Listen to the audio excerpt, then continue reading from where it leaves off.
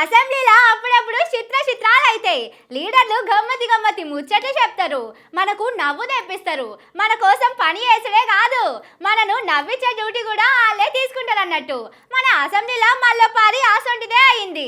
ఆ గమ్మతి ముచ్చట్లు అరుచుకుందాం పాండ్రి. ఈ సారు పేరు రామచందర్ నాయక్, కాంగ్రెస్ ఎమ్మెల్యే. పోయిన సర్కార్ వాళ్ళ గురించి ఏమంటున్నాడో చూడుండ్రి.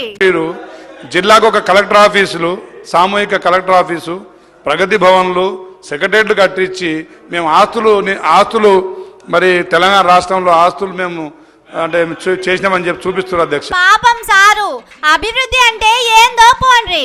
ఇక నేనేమన్నా తక్కువనా అన్నట్టు అనుకున్నాడు వేముల వీరేశం సారు. పోయిన సర్కార్ వాళ్ళను తిట్టాలనే ఆత్రంతో ఏం చేసిండో మీరే చూడుండ్రి. దీన్నన్నిటిని కూడా వాళ్ళు 5,000 ఇచ్చి రైతుకి ఏదో అద్భుతాలు చేస్తున్నట్టు, రైతునేదో రాజు చేస్తున్నట్టు ఒట్టి గబ్బా కొట్టుకురు తప్ప రైతుకు జరిగింది, రైతుకు వనగూరింది, రైతుకు మేలు జరిగింది మాత్రం శూన్యం.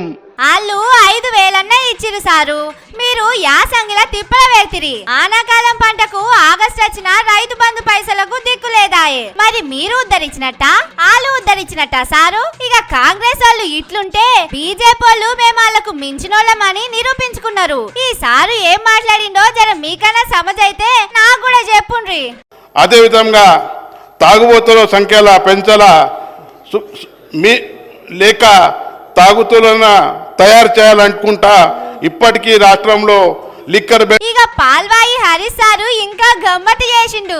ఏముంటదంటే పల్లెటూరులో ఊరుంటది. బాప్రే, నిజమా సారు? పల్లెటూర్లా నిజంగానే ఊరుంటదా? మాకు తెలవకపాయే. ఎంత పెద్ద ముచ్చట చెప్పిండ్రు. ఇప్పుడే ఇట్లా చెప్పిండ్రా? మొదటి సంధి ఇట్లనేనా? కానీ చాలా గొప్ప విషయం చెప్పిండ్రు. ఇక కారు పాటలు కూడా ఇసొంటి డైలాగులు చెప్పిండ్రు. పాఠశాలలో ఎలుకలు కొరికితే గాయపడ్డారంట అధ్యక్ష. దయచేసి జాగ్రత్త తీసుకోండి.